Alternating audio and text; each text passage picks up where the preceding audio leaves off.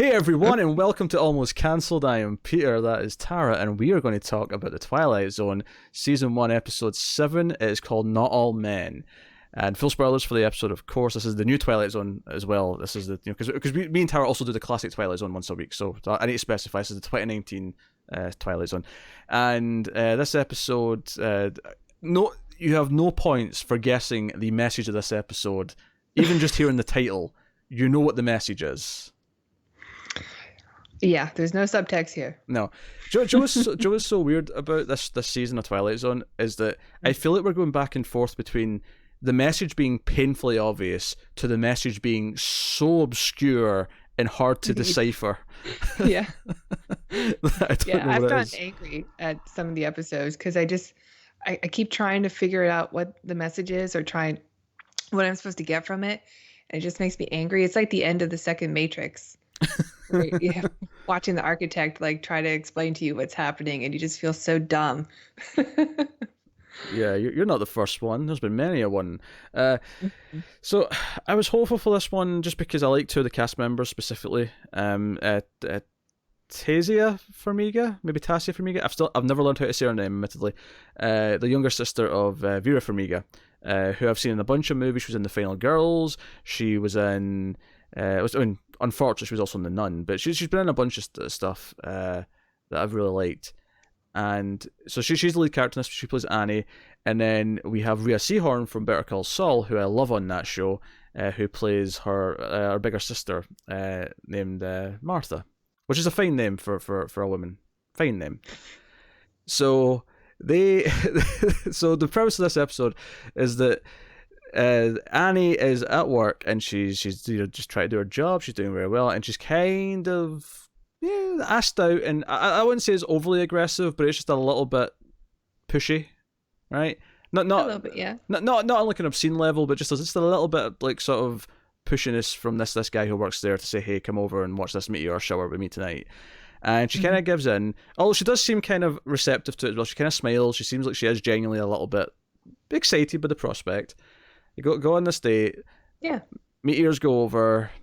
One lands near, one lands in the water tower. They go and he picks up one up, and they're kind of bantering. It seems normal. Then they're sitting on the couch. The fireplace is roaring. The music's hello, is it me you're looking for? Lionel Richie's playing, and they're kissing. It's going okay, and then he just starts to. And I think there was a really neat trick in the camera work here, where there was an over the head shot that I thought really made it feel claustrophobic. And every time he got in closer, it felt like it was getting uncomfortable. Yeah. And he starts pushing too far, and she makes it kind of very clear she doesn't want to go any further tonight. But he keeps pushing and pushing, and he eventually kind of backs off as if, I imagine that I was doing that. I'm sorry. But by this point, he's already grabbed her arm. He's already kind of like, well, you don't want to, attitude changes. And then when she leaves, she turns around and sees him wreck things in the house. He's like smashing his turntable. He's smashing, and he's just angry. And then the premise from there is that these meteors are affecting the men, and they're all turning into the worst possible aggressive versions of themselves that they could be. And it sort of builds slowly. At first, she thinks it's just him, and then they're out for drinks with her and her sister and some friends, and other men start acting up, and it goes from there. It's kind of like almost a zombie apocalypse, but it's just the men get really aggressive. Yeah, you could see it. Something seems to be contagious about it. Yeah. And you're watching them basically go full rage mode. So, with that said, with the premise clearly defined, Tara, did you enjoy Not All Men? I did not. Joe is sad about this is that I actually think the first 10 minutes I loved the opening scene. I really did. There was hope because there was these little directorial touches that I liked, and it was like the way when he kept, because the shot from behind on the couch when they're kissing, it just feels romantic, but it goes to this over the head shot and it feels uncomfortable, like he's getting in like uncomfortably close. And the other little touch I liked is that it really emphasizes on her arm that she's got like a bruise where he's grabbed her. And when she goes to see her little brother, her nephew, sorry, it's her nephew. And he's like 15 or whatever. And she's they seem to get on, they like talking to each other. And she is like, oh, hey, you've gotten big since I last saw you. And he's like, and she kind of casually mentions at one point that she was on a date. and he kind of does this like sort of joke punch in the arm, right? But it's in the same spot the bruise is in, Right. and it Yeah. was because so much of this show all season has been not subtle, and maybe this isn't subtle per se, but I like just the implication here that he could become just like him because he's punched her Yeah. in that same spot. I felt there was subtext to that moment that I liked, And then it's all gone. and then it all goes away, and I was still hopeful it might sort of pick back up, and then it got to the happy birthday, and that's where the episode just went into the toilet. Yeah, it really did. I really had high hopes for this one as well. Yeah. I mean, this is probably the most like social commentary episode of Twilight Zone of this season, even though there has been quite a few episodes like that. Well, I think this and Uh, Replay are they're probably even in terms of yeah, social commentary quota, as it were. yeah. But this one, it really starts off strong. I love the opening quite a bit. It is very uncomfortable. It seems just very invasive because of the way it's filmed, and even the way it's written is just very smart and uh, The way she tries to get out of it, by saying, "Oh, I need to work," and you said it yourself. I'm yeah. a Like I can really see workhorse. myself in that character, like trying to not be rude, even though somebody is being aggressive to you. Like Mm. you still don't want to make them angry for some reason. Like she reacts in a way that's very realistic and very true to the character that we had seen in the opening scene in the office, where she's just taking on all these responsibilities because she can't say no, and that's ultimately another arc for her by the end. But Yeah. it's yeah, it really takes a turn and sort of becomes goofy, which is very unfortunate for an episode like this that's trying to take on so much heavy social commentary, especially in a time of Me Yeah. Too. You know, you don't want to be down on an episode that has that much weight on it. It's it gets too schlocky. I think, and what Yeah, upsets me schlocky is a good word. what upsets me about it is that the first half I was talking about these little directorial touches. Well, not subtle.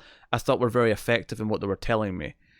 I Hmm. think once it tries to go a bit more apocalyptic in what's Yeah, happening in this town, like that it's almost like they switched out directors. I mean, who directed it felt this? very amateur almost. Um, Like, where's the director? Oh, it doesn't have a director listed in IMDb. They don't know. Okay.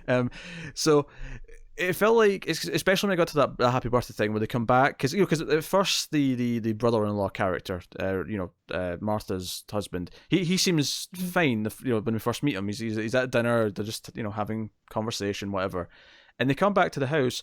And there's this whole tense scene where they're being followed by this biker. He's doing this thing where when they leave the bar, this biker's like, "Oh, don't ignore me, bitch," and he's getting aggressive because she's not giving him attention. And then he yeah, follows him home. And they do other things where the husband tries to blame them for like leading them on, and just very obvious kind of things they're doing with the commentary. But it's this point in the episode where after he goes out and beats the biker to death, the idea that he's also being very aggressive. hmm And he comes back in, and it's clear that they have to be scared of him too, because he's covered in blood. He's holding this knife. He's like, "Oh, you're not done your birthday cake yet," and he starts singing "Happy Birthday" with the candles lit, and it's hmm just this generic, cheap horror movie kind of coverage, and like he's meant to be creepy because he's singing "Happy Birthday," and it felt like just a shoehorned. It's like this did not need to turn into a lowbrow horror movie in the back half, and that's what it does. yeah. It's so it's so unfortunate. I liked a little bit of what they were saying in the scene where Martha had a difficult time accepting that Mike was this way also, Mm-hmm. her husband. Like, it could be difficult for somebody to see that they're actually in a relationship that is very aggressive or abusive I think when they're in it. That was kind of interesting, but I think the it problem with just that went though. it's just too clunky. It's clunky. I think the problem with that message, though, well, I like that idea of like having trouble accepting that someone is like this deep down or whatever. Hmm.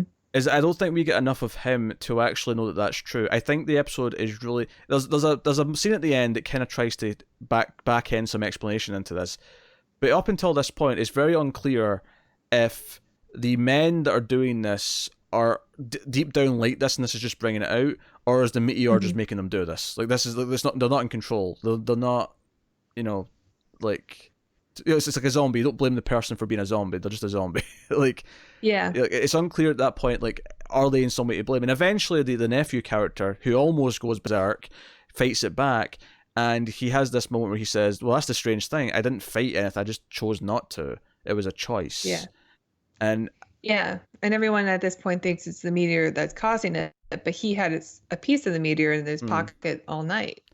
So it's not actually the meteor that's doing it. Yeah. and what gets me about this as well is that, okay, your title's Not All Men, and Not All Men as a phrase is typically something people... It's a negative phrase, right? It's a phrase that's used by people to try and say, hey, I'm not like that, right? Not all men, hashtag, right? Yeah. To actually kind of turn around and have the end of the episode be, no, seriously, not all men, felt kind of weird to me. Yeah. Because I think what you could do with that character, which would approach like some smart commentary, is the idea that he does have to resist that urge because that's what all the other men around him want him to be. The idea of toxic masculinity. They're suggesting that it's the aggressive masculinity that is the part that's contagious. Because you see that scene in the bar where one guy gets really aggressive, and then because he's aggressive, all the other men start being aggressive, and then it's out of control at that point. So it's suggesting that all men are capable of this aggression, but you have to choose to just ignore it. But I mean, it's a fine concept for an episode, especially in this time, and I think there's a lot there that could work, but it's just the execution is just so clunky, and it seems, I don't know if it's just poorly written or poorly directed or both.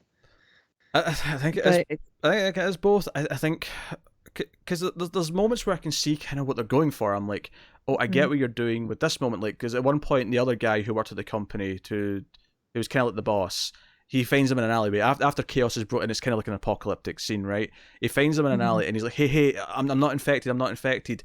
And I thought what the scene was going to do was have them say, look, you seem like you're okay, but we have no way of knowing if you are. Because one of the lines early on in the episode, the nephew says is like, oh, it's a shame you can't tell which guys are going to be assholes, right? And yeah, I thought the point of this scene was going to be that ultimately, the idea being that women have to treat all men like potential threats until they know them well enough, because anyone could be a threat, right? You know, a stranger can be a threat. You don't know, they may be the nicest person in the world, but you just kind of have to be on defensive to a point, because you have to be. And I thought the scene was going to say that, and it didn't really say anything. No, he just gets mauled to death. It's almost a comedy like death scene where there is a part where it turns into like a straight up comedy. There's like this scene where her and her sister are hiding like at a mailbox, and there's a meteor there, and she picks it up. Her sister picks it up, and Martha is like squeezing it, hoping for like superpowers or something, and then nothing happens. And then it zooms in onto like this fountain with all these men just like throwing water on each other, and they're sort of being aggressive, but then but they're also kind of just having a good time, and there's operatic music playing. And to go back to the schlockerish, right after this, the guy who owns the gas station they're at walks out with a chain that has a bit of meteor at the end of it. Yeah. And I'm like, what are we doing now? I don't know, it was weird. And then, because there's a point where when the husband goes out to beat up the biker that followed them home, like they're kind of not letting them in the house, and the husband's just banging on the door, and he's just yelling in a very sort of, polite way, Martha, oh, Martha. Because no one would ever scream Martha in an angry voice. That's never happened in the history of the universe. So clearly they can't do that. You just can't say that name in an angry voice. We're never going to get away from BVS. Hey, I promised you that I'd put a different spin on it. I didn't just start doing an impression, all right? Different spin. Right. But no shit, how can I not think about it when he's buying and they're going, Martha! Martha! Martha! That is a scene in this episode, so you know what? I'm taking it. Yeah, and I mean they try to throw in some more, like, not everybody, but there were a couple of red hats in there, and it's hard not to make that connection. Oh sure. It's Yeah, it's a very shallow episode, I think, for a subject that could be a lot deeper. And it could be a great Twilight Zone episode too. But it's just too, yeah, it comes off very amateur and like Do you know what I the hate? beginning is so strong and by the end is just so bonk bonk on the head. Oh Like, yeah, yeah. we get But it. do you know what I hate though? Is I actually think the final moment with the characters is actually Like, conceptually a great idea of how to end the episode, right? Forget everything that I happens in the middle. agree. I think the moment where they're leaving that tent, where they're getting tested, and the soldier's like, hey, I need to see your ID. Why he needs to see their ID to leave the tent, I don't know. But he needs to see their ID, and they show their IDs, and Annie shows her ID, and he takes it off of Mhm. her, and he looks at it and goes, hey, you'd be a lot prettier if you smiled. And she's like, what did you say? He's like, go on, smile for me. And there's like a sort of like tense moment of pause, and then she goes, no. Like, that is the perfect moment to end this story on. The problem is that everything in between that and the first couple of scenes is schlocky as shit and just over the Yeah. top, and men are like, oh, like, and I get to a point like you want to say that this is what it's like to walk around in a world full of men, right? This is how dangerous it can feel at times, and I get the statement they're going Yeah. for, but it feels so schlocky that any like, cause like I said, I think the first couple of scenes there's some interesting nuance in there. It's not subtle, but there's some nuance, Sure. and I don't know, it just kind of goes down the toilet. And once it gets to, because that scene with the birthday cake when he's singing happy birthday, it's it's low light and just the candles. We've got this extreme close up underneath his chin as he's like, Hmm. happy birthday to you. It just, yeah, that was It the can't moment. be. That was the moment for me where it went down the toilet. Yeah. Sa- Yeah, it's a real shame. Sadly, this is still probably better than like half the episodes of the season. I can't disagree. I do. I mean, I do like some of them. I thought Rewind was okay, like it as far as its social commentary goes, but it kind of loses its way at the end. As a coherent episode of a story, yeah. Yeah, and some of the message I think was lost by it. Um, Comedian is still probably pretty up there, even though that one also was a bit confusing. Um, I did like last week's episode, although I had problems with the execution as well. But this one is just it's just sad to watch. I I don't know. Maybe we would like it more if we weren't watching great episodes of the Twilight Zone currently, just by watching the 50s ones. I don't think so. I think honestly, that a big part of the problem is that I do think conceptually you have to just a couple of things here, but I think the choices and performances, not necessarily from the actors, but I'm thinking direction here. I think how like just think of that happy birthday scene. If you Yeah. take out like the creepy singing and you just like if you cover it in a way that feels slower and more of a build up, because the problem is as soon as you go back to the house he's already like rah, like kill people, bang Yeah. bang. Like if it was more of a slow build where there was just little things happening over the course of the night, just little things where you'd say a line Yeah. here or a little transgression there. And I think that would work better for the episode because it would be more of a paranoia of whether or not she can trust any guy Yeah, yeah, yeah. at that point. Uh, It would seem much more grounded. And it would also Um, maybe feed into again the idea of like you don't know what men you can trust and what you can, right, in the real world, right? This right. idea that like he might be fine, he might not be, and a lot of people who are not might pretend they're okay for a while. They might put up a front and present Yeah. themselves as nice people, as nice people you can trust and who aren't aggressive or whatever. And this just turns into Yeah.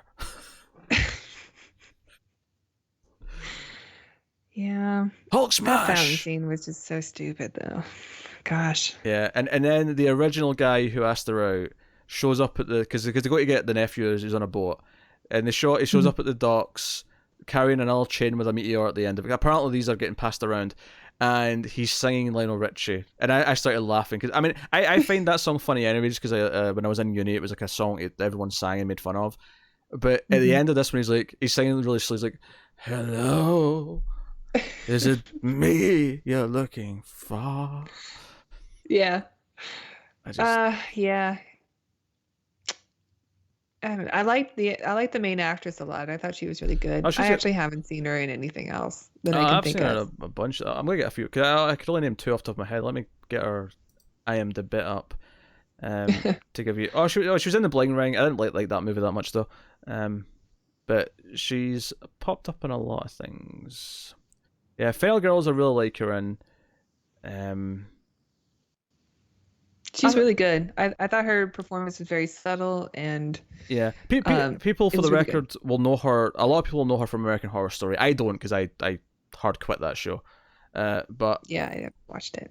yeah, but it's what I think is funny though is that her and because her big sister Vera Farmiga, who of course is in the Conjuring movies, was Her I'm familiar with. yeah the mom in Bates Motel. I didn't like that show that much from the first few episodes. Maybe it got better. People say it was good, but I do. It's funny though that they're kind of as a pair becoming this older and younger like Scream Queen siblings.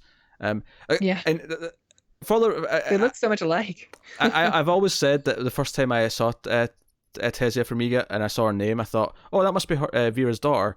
And I don't mean that as an insult, but there is a big age gap like between them. Like Okay. as far as Yeah. siblings go, there is a huge age gap. So I thought they were mother and daughter, but they're not. That is I actually thought that too when I saw her name and her face because she looks yeah so much like her. yeah because So, Tessia was born on 1994, so she's what 25 this year, I don't know. and then Vera. I'll check what the differences again. Vera was born in 73. Yeah, she's old enough to be her mother. Okay. She was 21 when her sister was born. So it was a fair mistake to make. Sure. Yeah, I immediately thought that as well. Yeah. But I thought her acting was really great, but there was a lot of bad acting in this Oh, there episode was. too. There was a lot of The nephew's boyfriend was pretty hard to watch. Yeah, in fact, the nephew himself was fine in this. I actually saw him in a couple episodes of The Gifted. I stopped watching it, but he was on that and he was terrible in that show. He was better Oh here, yeah, but he was garbage on that show. I thought he was fine in this, Yeah, but whoever plays his boyfriend, whew, oh it yeah, was he was rough. bad. No, I mean Rhea Seehorn I thought was solid. She's very good on Better Call Saul. And Formiga I've liked in what I've seen.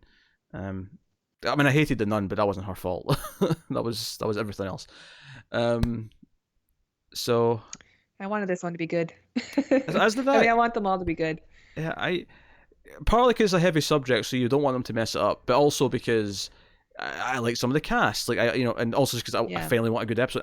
I want an episode of the show where I can say without any caveats, no, I like that, it was good, and there's none of them I can do Yeah. that with. They all have at least a caveat, if not, or just bad, or I know. And it's been renewed for season 2. I just want to I think I like the last one a lot because of the connections it has to the original show. mhm. And I want more of that. I want like if you can't get the writing right, then just take a concept from the original show and expand on that, because at least you're working with Rod Sterling in that case, and his Yeah. writing generally is pretty good. Yeah, writing and not acting, writing and direction are the things that are the problem here. Just straight up, those Yeah. are the two things that are letting this down, and they're letting it down consistently. Writing's probably even the bigger problem of the two, because a lot of these have been really just They look good. yeah. A lot of them look good. Some of them look good. Uh, I think they look good, but some of the actual directing and how they cover certain moments in terms of their edits and shot choices are a bit weird, or cliched. Maybe is a better way to put it. Yeah. So that kind of sucks. I assume you watched the next time on at the end. I did. Do you have any idea what the next episode's about? Because I don't. No. It looks kind of like a Matrix simulator, but Either I have that no or idea. like brainwashing, and it's like she has to remember who she is before like the evil like guards do whatever they're going to do. I don't know. Oh, I don't know. Or the mad scientist Yeah. even. Jennifer Goodwin and James Fran from Star Trek. That's cool. Oh yeah, there's a guy from from the hit television show Star Trek Discovery. Yes. Thank you. Yeah. Another CBS All Access show. Oh yeah, he's just going around the show, isn't he? He's just like, hey CBS, can you give me more work? Yep. So, yeah. I'm excited to see him in something else other than Star Trek, just to see if he's any good. He was in that Tales from the Crypt that Good me and show. Tim watched recently. He's in a what? A Tales from the Crypt that me and Tim watched recently. No way. Yeah, he was much younger, obviously, but it was him. I recognised him right away. Oh, cool. All right. It was a terrible episode, but Well, most of them are, if I remember correctly. well, I think the ratio is pretty reasonable for the first like 3 or 4 seasons, and then the back few seasons, oh boy, it gets rough. It gets rough. But yeah, Still looking forward to the next one. I haven't given up on you, Twilight Zone. oh, I'm not looking forward to. I've not been looking forward to these for weeks. I'm just watching it of morbid curiosity at this point, and because I enjoy tearing it apart to an extent. I mean, I want them to. If one is good, I will be ecstatic. I'll be ecstatic that it's good. But at this point, it's more of a morbid curiosity than anything else. So, and hey, it's just for us to talk about a dumb show. So, I guess we'll take that as a win. Yep. All right. That has been episode 7 of the Twilight Zone. We have 3 left. We'll see you next week for episode 8. To go German on you for a second. So yeah, let us know what you think of the episode in the comments. You can like and subscribe, all that stuff. Get us on the Twitters at @mailed_fuzz for channel updates. If you're on the audio version of the show, on the Almost Cancelled TV review feed, please by all means on iTunes or whatever, give us a 5-star rating and a review. It helps us out and gets the audio version out there for people on iTunes. Tara, well, how can they support us? You can go to our Patreon at patreon.com/mildfuzztv. You can donate as little as $1 per month, and that dollar gets you access to our exclusive content, including a show that Peter and I do called The Ace, which is our sci-fi movie podcast. Yeah. Yeah. You can also check out our store. Oh yeah. I don't know what it is, but you can go to the links below. In the description. That was in the description. That was very good. And you also get trains as well. You get choo-choos. Sorry about that. It was just funny. It was as soon as I passed it over longer. to you. As soon as I passed it over to you, the train came in. But yeah, thanks very much once again for watching or listening. We always appreciate it. Keep watching TV, guys, in the Twilight Zone.